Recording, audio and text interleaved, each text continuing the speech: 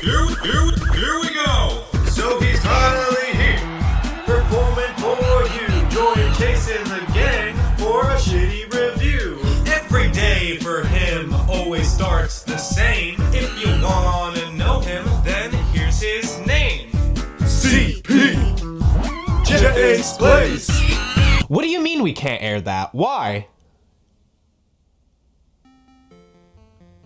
Donkey Kong, because somebody didn't pass kindergarten. That's a giraffe. One of the most iconic video game characters of all time, and one that people constantly forget has his own games outside of being that one dude who sometimes shows up in Mario Party. It was so easy for everybody to forget that DK predates Mario with the original Donkey Kong for arcades. The fuck? This was Nintendo's first major franchise they ever created, as long as you don't count Game & Watch, and I sure don't. Because of the runaway success of these arcade titles, well, the first one more than the other two, I don't know how many people remember the one where you puff bug spray up Donkey Kong's ass. They would be able to create the Nintendo Entertainment System, and the rest is history. But for Donkey Kong himself, after the release of the third arcade game, he would go into hibernation for a while, and Jumpman would go off and save the video game industry or whatever. This would be until the company Rareware would spark interest in reviving the character for a new generation. They were in the middle of developing Silicon Graphics workstations, more often used by movie studios to create CGI for visual effects, but Rare wanted to use them to see what they could do for the world of video games. The idea was to create super detailed 3D models with full animation and compress them down to make sprites the console could output. It's kind of like when you shrink down a photo and blow it back up and it becomes super pixelated. Not only would this allow them to create way more frames of animation, as the sprites didn't have to be hand drawn this way, but it also created graphics that looked way further ahead in time than what was already on the market. It really felt like they discovered a whole new world to take video games, and helped extend the Super Nintendo's shelf life without needing to resort to super expensive graphics chips like other games were doing. This would end up being the thing that defined the first title they made with this technology, Donkey Kong Country, which would go on to be one of the best-selling games on the Super Nintendo. A title well-deserved, along with the other titles that would come after it. These are some of my favorite platformers. You can't go wrong with DKC. There's just something so uniquely special about them. A quality I feel very few other games manage to capture. And I still can't believe it's been 10 years since the last mainline entry, Tropical Freeze, came out. This game was so good and so creative that I've wanted a follow-up so badly ever since I first played it. But unfortunately, I'm still sitting here. The Big Ape is no stranger to going on a long hiatus, but this one really stings because of what they showed us was possible. But luckily, I can always go back to the old games, something that I've been doing for a very long time, especially the original Trilogy on the Super Nintendo. And with how accessible they are now to get your hands on due to Switch Online and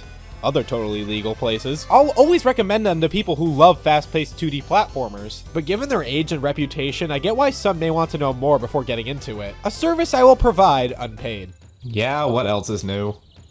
I can understand why some may look back on it and say it looks dated, but I honestly kind of love the way these games look. I'll give you it's a hell of a lot better on an actual CRT where the pixels can blend more naturally, but that's kind of how it is with most retro games. And even Pixel Perfect, I still think it looks good. It's such a unique look that for like 2 years was cutting edge. And I just love how it allowed the characters to be more expressive than they ever could before. I mean, Sonic got impatient when you didn't move for a bit, but this is a whole nother level. I like the fact that they aren't always just happy. When Diddy loses a bonus room, he angrily slams his hat on the ground and stomps on it. And DK kind of looks disappointed in himself. I'm a fucking idiot.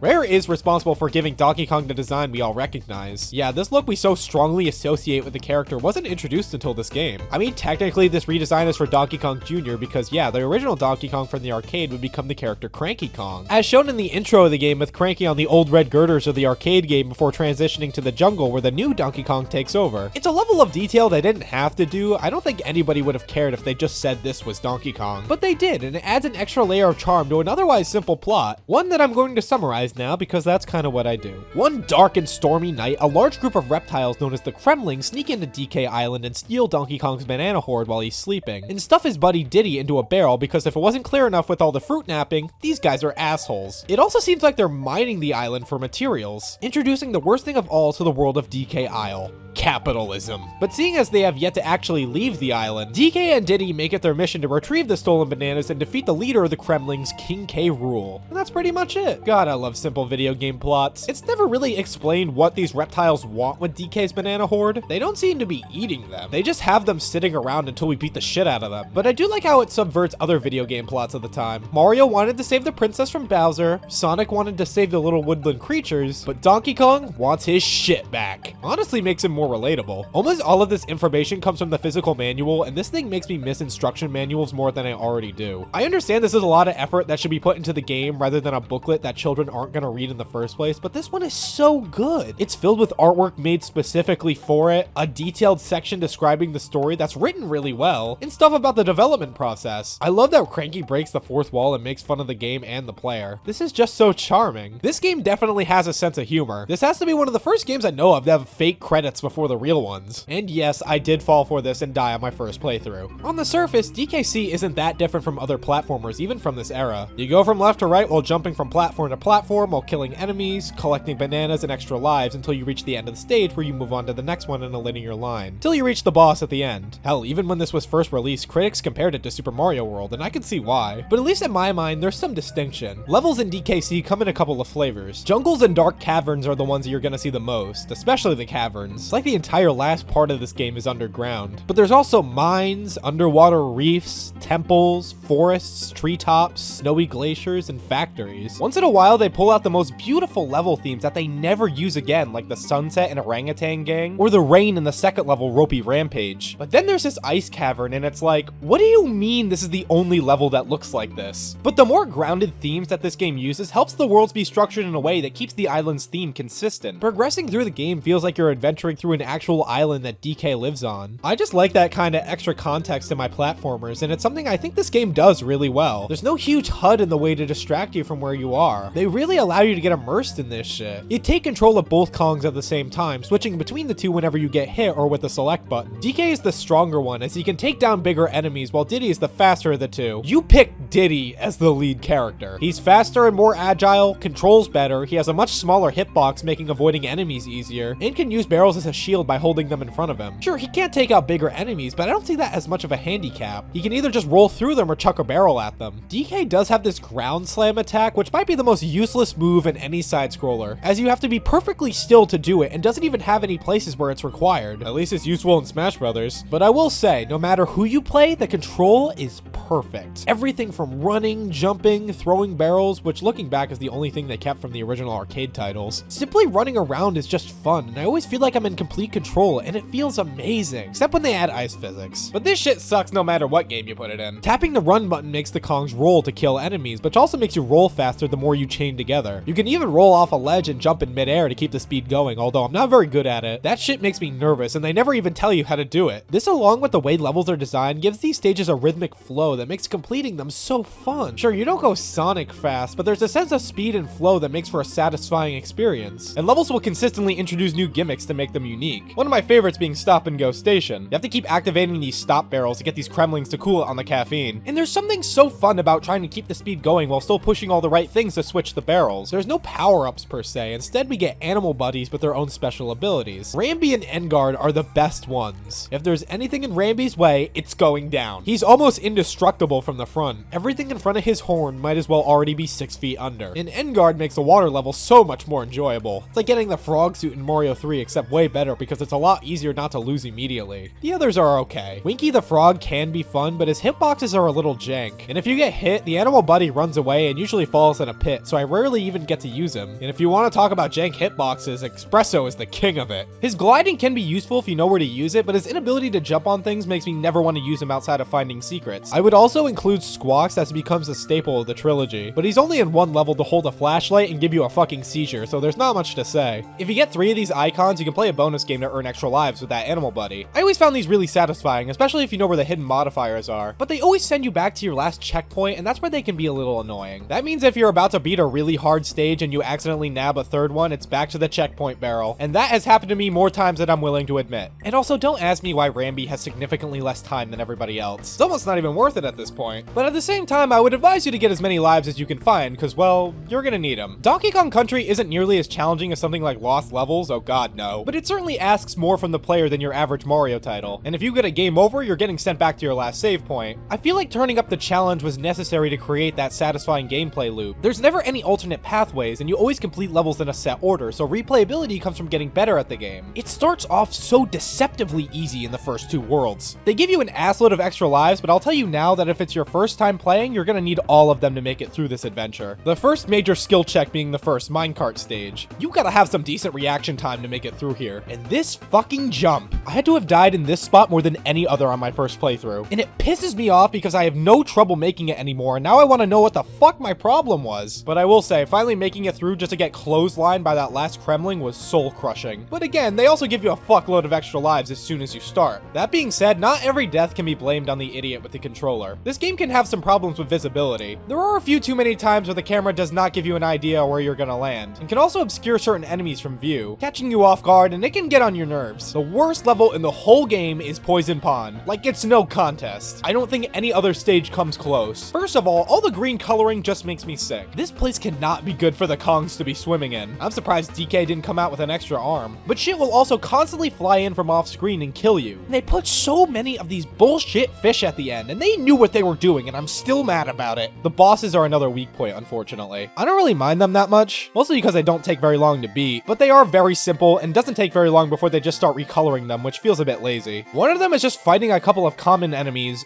dodging this barrel, and then it just kills itself. The only boss I really like is the final one against King K. Rool. It's fairly challenging and feels like the last major hurdle the game has left, even if I have no idea where these cannonballs are dropping from. Donkey Kong Country overall isn't a very long game. You can beat it in a few hours if you know what you're doing. Getting full 101% completion, on the other hand, will add to your playtime. Fully completing any Donkey Kong game is always an interesting task, to say the least. And yes, I am looking at you, Donkey Kong 64. I am not touching that shit with a 64-inch pole. I think this was one of the first games to have full completion go beyond 100%, and while it's a bit overused now, it was charming for the time. That being said, it's not something I actually recommend you do. At least not on your first run through. It's a bit of a pain in the ass. All throughout the levels are hidden bonus rooms, and if you want to complete the game, you have to discover all of them. Sometimes it's as simple as chucking a barrel at a wall or following a trail of bananas, but most of the time they take a bit more effort. And by that I mean you better start looking some of these up, because there's no way you're gonna find them on your own. There's one bonus room that's hidden inside of another bonus room. You have to intentionally match the worst item in the roulette wheel, which gives you a barrel, and then you use the barrel to open up the wall. But make sure you jump at the wall, because you just walk into it like a normal person, it just breaks and ends the room. Okay, who the fuck managed to figure that out on their own? And who's about to lie? Luckily, they put an exclamation mark to show you found all the bonus rooms in that level, and every game in the trilogy has the ability to pause and exit a stage you've already finished. And you don't even have to complete the level for finding the bonus rooms to count. I fucking love that feature. It saves an insane amount of time. And of course, how can I talk about Donkey Kong Country without bringing up the score? The music was composed by David Wise, Robert Beanland, and Evelyn Novakovic. And this soundtrack is fucking immaculate. Just like the rest of the game, it's very different from what you would expect. Very atmospheric and relaxing while still being able to have fun and get stuck in your head. Games like Sonic were all about the...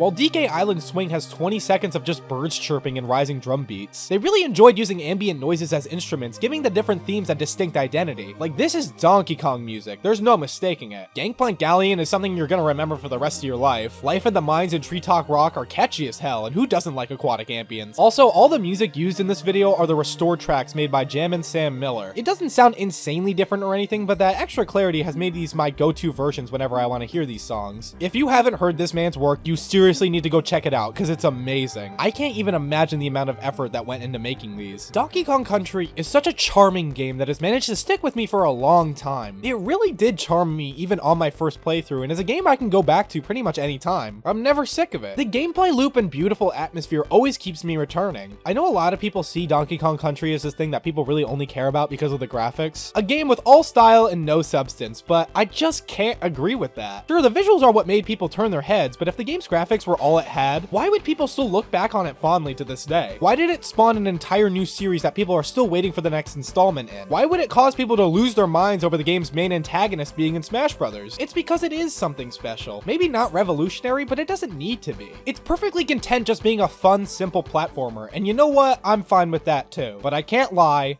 its sequel does kind of blow it out of the water.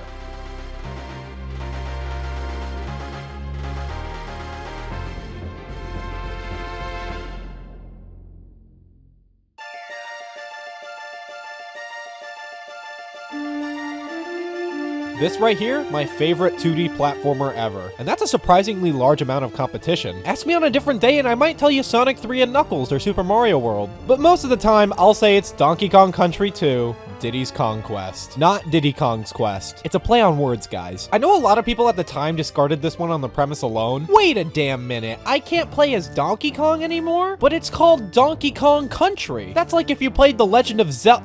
Oh wait, But for the sequel, Rare decided that his partner Diddy Kong would take top billing. This is a change that I'm all for. Diddy was the better Kong to play as, so yes, give him his own game. And that opens up the spot for another new character from Rare in the form of his girlfriend Dixie Kong. The returning King K. Rool, now known as Captain K. Rool with a K, that's very important, has kidnapped Donkey Kong and fled to the Kremling homeworld of Crocodile Isle, leaving behind a ransom note for the rest of the Kongs that if they want to see their big buddy again, they must fork over the banana horde. But Diddy over here doesn't negotiate with terrorists, so with the help of his girlfriend Dixie Kong, they both brave the horrors of Crocodile Isle to save DK from the clutches of Captain K. Rool. Oh yeah, everything is pirate themed now. Hey, pirates are cool. Well, fake pirates anyway. Once again, the premise is simple and the stakes are obvious. But I also like how Diddy Kong kinda has an arc. He wants to prove himself to be a great video game hero in his own right up there with Mario, Link, and Yoshi apparently. Hey, I get throwing shade at Sonic, but Earthworm Jim is on your console. Friendly fire, guys. Donkey Kong Country 2 really feels like it takes everything that worked about the first game and cranks it up a notch. Starting with the visuals, this has gotta be one of the best looking games on the Super Nintendo, hands down. Environments are so much more colorful and detailed, and the Kongs are just as expressive as ever. Nothing makes me happier than to finish a stage and see Diddy pull out a boombox, or Dixie fucking shred a guitar. I just love this game's art direction. Yeah, there is a pirate motif going on, but it doesn't take over the whole game. It's really just that some enemies have eye patches and peg legs now, and there's some levels on a pirate ship. But then you go through lava caverns, a marsh swamp, crystal mines, a random amusement park, a whole fucking beehive. The level themes are just so much more interesting this time around, instead of just mostly being jungle and underground stages. The variety is off the charts. There's rarely ever a dull moment in the journey.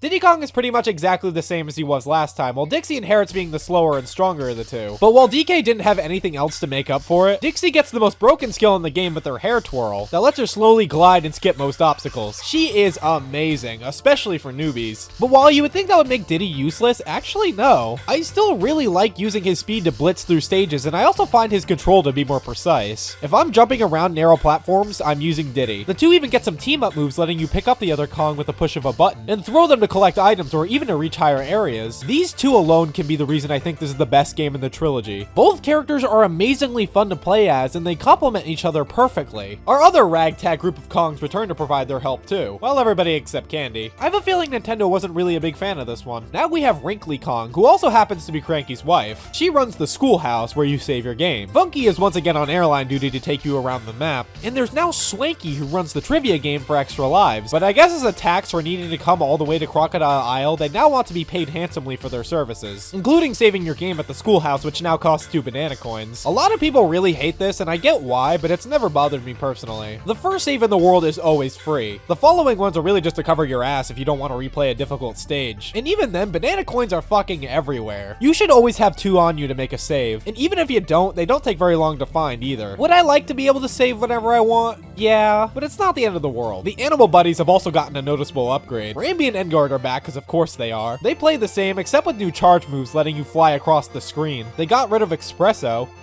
Good. And Winky only appears in the back of Cranky's museum. They must have gotten him stuffed. In his place is Rattly, who I like a lot more. He also has some weird hitboxes, but at least the coil gives me a better idea of where he's gonna land. Squawks has been lifting weights and has upgraded from holding a light to holding both Diddy and Dixie at the same time, while also hurling nuts from his mouth, which I always thought looked like cookies for the longest time. But the best animal buddy is without question Squitter the Spider. I fucking hate spiders, so you know I mean it when I say this one is pretty cool. He can fire web projectiles up and down that pretty much kill everything in sight, and also create web platforms to stand on. Other than that, there's Glimmer, who is here to take over holding the flashlight, and Clapper, who can cool off water, which is useful, although I do feel like there's gotta be a nicer way to do that other than smacking him in the face. but one change goes a long way in making your animal friends more fun to have around. There are now these transformation barrels that let you become that animal buddy. This doesn't seem like a big addition at first, but this means that stages can now be designed with an animal buddy's abilities in mind. They no longer have to worry about the weird hitboxes making your rideable buddy crave bottomless pits. Such a simple change manages to open up so many possibilities for creating levels, and also shows that Donkey Kong Country 2 is not playing around with the difficulty. This is definitely the most difficult game in the trilogy. They must have assumed you played the shit out of the original and had to step it up. Some of the first couple of levels feel like the midway point of the first game. You know they were really starting to grasp your nutsack harder when you reach Bramble Scramble. On my first playthrough, I thought I would never make it out of here. But while it is more challenging, it also feels more fair. Like, yeah, I did want to scream at my monitor at the time, but but I also remember the feeling I got when I finally crossed the finish line. And now it's one of my favorite levels in the whole game. I'm a lot better at this game now and I still die a lot, but I would say 90% of those feel like my fault. There's a lot less cases of screen crunch leading to cheap deaths. There are so many examples of fun, fast-paced stages. They just managed to do more with the level design than the first game did. Pretty much every level from DKC 1 had you going left to right, but now there's a much bigger emphasis on vertical level design, and this is something they take advantage of as early as the second stage. You really never know what the next level is going to be like, and for a platformer, that's a wonderful feeling. I always really enjoy all of the marsh levels. They are really challenging, but still designed so you rarely have to stop moving if you don't want to, and their gimmicks reflect that. The minecart levels have been turned into roller coasters, and these are so much better. I always like the race where you fucking murder everybody to take first place. Holy shit, even the bosses are pretty fun. They are all unique and even fairly challenging. There's a lot more thought that goes into taking them down than just jumping on them a bunch, and that makes the victory all the more satisfying. This does mean that they go on longer, and that's not always a good thing. Like the boss at the end of World 3, I feel like we got the idea by the time we were halfway done. Okay, I won't act like there's nothing I don't like. There's some occasional bullshit, namely the wind stages. I know that's only 2 stages, but I hate this kind of gimmick in any game. Fucking with your controls just makes it seem a little unfair. And of course, the worst case of it is in animal antics. This stage honestly isn't even that bad. I even like how they make you use every animal buddy, but the squawk section can give anybody nightmares. I've also never really been a fan of Red Hot Ride. The gimmick is you're floating on this balloon to get to the end while using the updrafts to keep yourself in the air. It's basically the DKC version of an auto-scroller, and I've never really been a big fan of that level trope personally. But those are really only a handful of levels I don't like and a sea of levels I really do. The changes they made to how you obtain 102% completion has actually made me really enjoy the process, to the point where it's something I do every time I replay this game. For one thing, I feel like they hit a really good balance when it comes to hiding bonus rooms. It isn't blatantly obvious where they are, but also not too difficult so you're not like, how the fuck was I ever gonna find that? Not all of them, some of them are still a little obtuse, but there are far more here that I found on my own than I ever did in the original. The bonus rooms themselves have changed too. Before they were just single rooms that you grabbed a few bananas in, but now they are like little mini games that you have to complete to earn a creme coin. It does mean that you have to complete the bonus room in order for it to count, but they are never incredibly challenging or anything. There were only a handful I ever had to retry, but this way you get way more than just bananas and extra lives. You can unlock entirely new levels if you can get at least 15 creme coins and pay this dude Clubba. This grants access to the Lost World, containing the hardest levels in the game. There are also some of the best levels too, with some of the most interesting gimmicks, and we even get the return of classic jungles. If you can manage to get every creme coin in the game, you get a rematch with K. Rool, and an alternate ending where you watch Crocodile Isle sink into the sea Castlevania style, even if King K. Rool did manage to sail away to be in the next game. I think these extra levels and getting the true ending are well worth the effort of finding the bonus rooms, and the biggest reason I still enjoy going after them. If you really want to go the extra mile, you can go after the DK Hero Coins. This is a quest given to you by Cranky. Remember how I said the bonus rooms didn't have a lot of cryptic bullshit from the last game? Well, they were saving it for these. DK coins can be in some of the douchiest hiding spots that you would never think to look in a million years. But it kinda makes sense. Cranky is the one who hid them. Of course he's gonna be a dick about it. In the roulette wheel at the end of the stage? Now that's just mean. David Wise returns to provide the magic, creating one of my favorite video game soundtracks ever. It does an amazing job at being atmospheric while still getting stuck in the deepest depths of your skull. It gives the entire experience this dreamlike chill atmosphere that I just can't get enough of. Flight of the Zinger, Hothead Bop, Bayou Boogie, Mining Melancholy, the whole damn soundtrack is amazing. But how could my favorite not be Sticker Brush Symphony? You would not expect a song like this to accompany levels where you avoid thorny brambles and a cloudy sky, but it fits perfectly. It's almost like a reminder that everything can be okay with the right patience. It's not really about what's in front of you, it's about how you feel while doing it. Donkey Kong Country 2 is really just comforting to me. There's really no better word to describe it. I feel like I get just as much enjoyment from just sitting and listening to the music as I do naturally playing the game. And on top of that, it's the perfect sequel. It does absolutely everything I feel a sequel should do. It takes everything that worked about the original, gets rid of the stuff that didn't work, and expands and innovates on the ideas that did, along with creating a unique identity that can stand on its own. If you're a fan of 2D platformers, you have to play this. Easily one of the best games on the Super Nintendo, and an experience I will never forget even as the years slip away from me. That being said, I still do love the original game too, and I play them both about the same amount. I see it like this. If I want to play something I'm gonna comb through for several days and get absolutely everything, then I play DKC 2. If I want to just sit back and play something less intense, I'll play the original. So I guess the only question is, where does Donkey Kong Country 3 fit into that? And that's simple. I don't play it.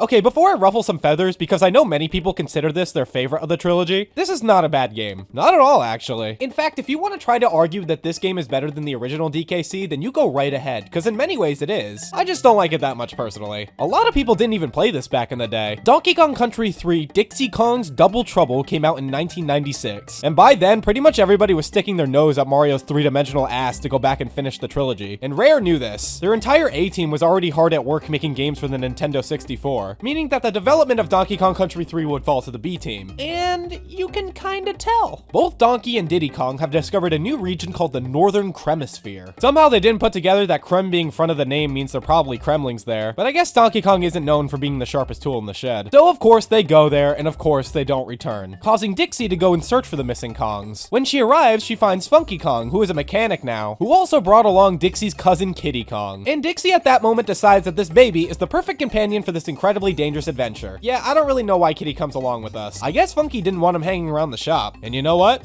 I get it. This design is something. Not a lot of expressiveness going on. Kiddy has one emotion, and it's blind, creepy joy. It all also feels weird progression-wise. Like Donkey and Diddy were best friends, Diddy and Dixie were dating, and now Dixie gets stuck with babysitting. For getting her own game, someone sure is hogging the spotlight. Anyway, the one leading the Kremlings this time around is a robot called Chaos, but of course this is a fake out, as he was a creation of K-Rool, now hyperfixating on being a scientist called Baron K. Rulenstein. Okay, this dude really needs a hobby. He also apparently has a wife now, and I can't believe we're just gonna gloss over that. That is a really weird detail to just throw in there. Would have been a good time to bring back Candy. I don't think this game leaves as much of an impression because making everything more of a mystery means the stakes aren't as apparent. Before we had something to drive you, as stupid as that sounds. Sure, I know we gotta go save our friends, but we've been through this song and dance before. We know how it's gonna go. But I do understand that not many people care about the story of a Donkey Kong game. That's why I'm not most people. So I am going to talk about this like it's a video game for a minute. Well, for one thing, it looks great. I prefer the visual style of DKC 2 overall, but this is certainly the most impressive Donkey Kong game on the system graphically. In terms of theming, the best way I can describe it is Canada? Definitely more countryside themed. There is a mad scientist thing going on too, but they don't really use that much of it outside of a few levels and enemy designs. But I do love the way the waterfall and tree levels look. The water stages are a major highlight. They look gorgeous. They certainly can still pull off the environmental atmosphere like the other two. You can now freely ride around in the world map instead of just going in a linear line. Now, bosses will reward you with parts you can take to Funky and upgrade your ride to access more of the map. It does sound really cool, but at the end of the day, it's not that different from how it was before. There is one time in the game where you can choose where you want to tackle first, and that's pretty cool. I just wish they did that more. That would make the map feel like it has more of a purpose. The way it is, it's really just a different flavor of going from stage to stage. The biggest thing you do in it other than that is this Zelda-style trading quest with the Brothers Bears stationed across the world map. Not a very complicated quest by any means, but does raise some interesting world-building questions, and ones I want answers to. Like, I want to know what the fuck was up with the Crimean War. But now we have to get into more of the downsides. I've already dipped my toes into the pool of negativity, so let's just swim in it. First off, the music. Listen, I know that musical preference is subjective, I just don't like it that much. David Wise only composed a handful of tracks for this game, with the rest falling on the shoulders of Evelyn Novakovic, who has been around since the first game. And absolutely no offense to her, she is very talented. And the themes she composed for this game aren't bad, in fact there's a handful I like. I really enjoy the bonus theme, the intro song, and Rockface Rumble is a really good highlight. But those are really the only ones I remember off the top of my head. She goes for more of an atmospheric route, which has always been a thing, but they aren't that catchy, and I have a hard time remembering a lot of the stage themes. But let's talk more about the gameplay. The shit you're actually going to be doing for most of the runtime. Dixie is about the same as she was in DKC 2, and her hair twirl is just as fun to use here as it was in that game. Kiddy, on the other hand, is kind of like an improved Donkey Kong. He has the strength to take down bigger enemies, but also holds barrels in front of him to protect himself. Design is still weird, but it does mean that his hitbox is more consistent than DK's. Other than that, though, Kiddy's only real ability is skipping across water, which,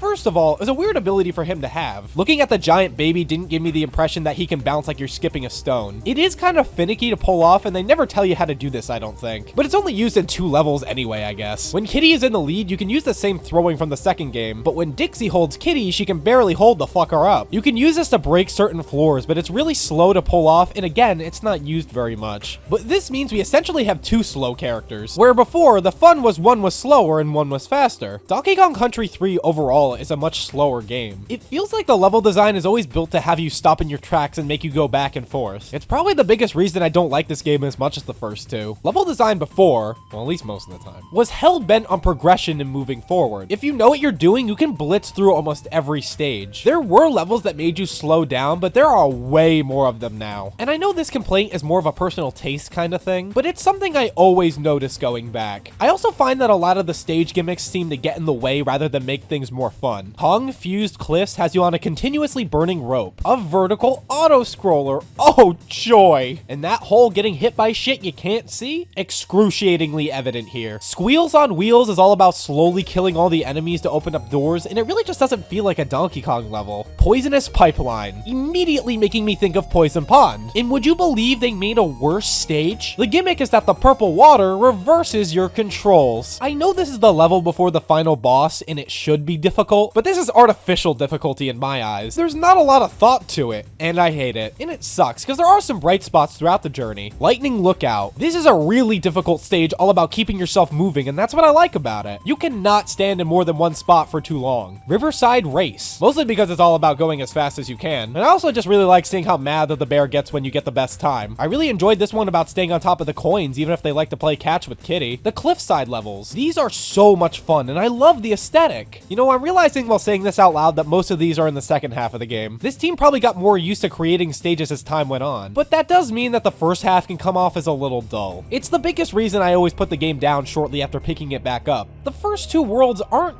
bad. They either just don't leave that much of an impression or are just not that fun. The animal buddies on display are also kinda lame. Engard and Squitter thankfully return, especially Squitter, but Rambi got the boot unfortunately. He's not in this game. Instead we get Ellie the elephant, and listen, I know she's got her fans, but I'm not one of them. She can use her trunk with water to hit things, which can be fun, but you can only do it in certain levels weirdly. Other than that, she floats on top of water. She's definitely afraid of mice. Her abilities feel more like handicaps. I never get excited to play as her. More like, oh, this is what we're doing now, huh? Still better than Espresso. There's Perry the parallel bird who floats above you. This one isn't really a power-up, more of a test of how long you can keep him alive because you get rewards if you can do so. There's even some bonus rooms locked behind getting him far enough in the stage. I mean, I guess he's alright, but he's not really an animal buddy. There's Quawks, who is technically in DKC too, but he only floated downwards in one stage. Here there are purple Squawks who can't shoot nuts but can pick up barrels. He's pretty okay, but it leads to a lot of back and forth, which I'm not very fond of. The bosses are another thing I'm not very fond of. They can be creative, but I think they just turned up the bullshit meter when designing these. This is what I mean by I don't mind the bosses in the original, because at least they were easy. These just take too long to fight, and you often have to redo them because of the amount of jank hitboxes and weird mechanics. The one where you fight as Engard is easily the worst one. I barely even knew how to fight it to start, and even when you do, it's so tedious, and after hitting it for like the 6th time, I start wondering why we can't wrap it the fuck up. But now I want to shift the focus to completion, because it's something I've never done before today. I've done it a decent amount of times for the other two, but not this one, mostly because of the higher requirements for it. You of course still have to find every hidden bonus room, the only difference being that stages can only have a max of 2, and you know what? That's a pretty good change. It did annoy me when some levels would randomly have like 5 of them for no reason, while others like the water levels had none. But oh my god, is it just me, or did they make these bonus rooms way harder? I had to retry so many of these multiple times, and many are really annoying to re-enter when you fuck it up, like the ones that you get with Perry. You basically have to redo the stage. I never really saw the bonuses as something that needed to be difficult. At least I don't think so. It's a simple bonus game, a reward. This doesn't feel like a reward. If I have to collect another green banana, I'm hurling myself out the nearest window, and the DK coins are now required for the full ending. This does mean that they aren't as cryptically hidden anymore. The catch is that they're now guarded by an enemy called a coin with a K. Very important, guys. They use the coin as a shield, so you gotta figure out how to hit them from behind with a barrel. Most of the time it's really easy, other times it's way too much. And sometimes they only give you one shot at it, making you once again redo the level if you fail. Yeah, that blows. At least the hidden Lost World Krematoa is still a decent reward for finding bonus rooms. And being the first time I've ever gone through the trouble of unlocking it, I enjoyed this set of levels. I mean, Stampede Sprint was the only level I enjoyed playing as Ellie. I get she's scared of mice, but holy shit. The only one I didn't enjoy was the last one, Rocket Rush. Yeah, fuck this level. You gotta try to guide this rocket barrel up the cliffside, and if you fuck up even once, it doesn't make it. The only way you're gonna make it to the end is if you memorize the path by dying 1,000 times. And that's just not what I call a fair challenge. But finding all the bonus rooms isn't gonna cut it this time. You also have to find all the banana birds. They're usually hidden in the overworld and are about playing a game of Simon to release a banana bird for the queen banana bird. The fuck? You get some of them from the Brothers Bear quest, but most of the other banana birds are hidden inside secret caves. And when you finally do get every last one, the queen banana bird drops a fat egg on K. Rool, and that's the game. How off. This quest isn't a bad addition. I'm just not really a fan of the reward for going out of my way. You get a pretty okay boss fight and a small cutscene with some slapstick. I know that was also the case with DKC 2, but it had more finality to it, like a reward and finally seeing the end. And also getting there was just more fun. Like I said, Donkey Kong Country 3 isn't a bad game at all. It's just not the first one I would pop into the console given the chance. In a lot of ways, it is better than the original. It's a lot more focused and polished, it looks better, controls better, but the first game is more fast-paced and straightforward, which makes me like it more. I just have more fun playing through that game. There's a lot of really cool ideas here, and occasionally I can really see what this team was going for. I am glad that I finally get to say I got 103% completion, and it's something I don't regret doing, but I feel like it's just the little things that added up over time. It might be a while before I pick this one back up again, but it's not like I'll never play it again. That being said, if I ever do come back, I might try out the GBA version instead. Yeah, all the Donkey Kong games from the original trilogy got remakes for the Game Boy Advance in the early 2000s. I like to see it as the Country trilogy getting the Super Mario Advance treatment. For the first two games, it's what you would expect. There's added voice lines making DK falling in a pit fucking hilarious.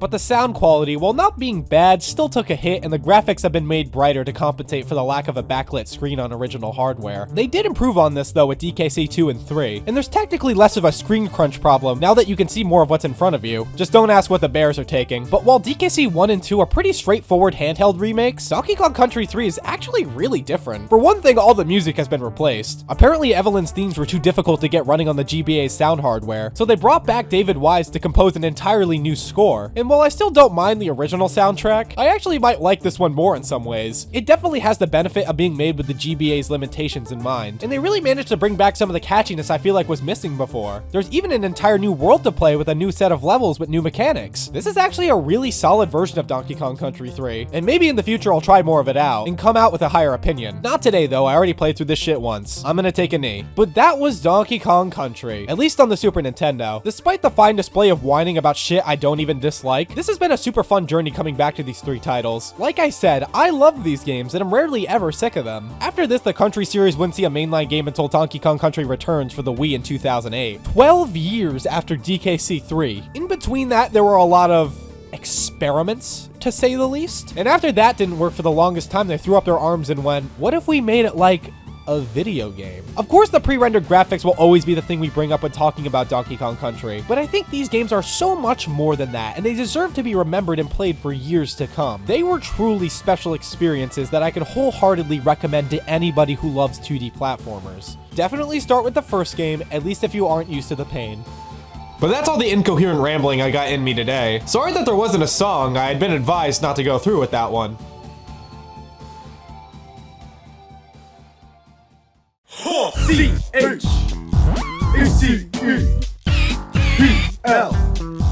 ChacePlayz.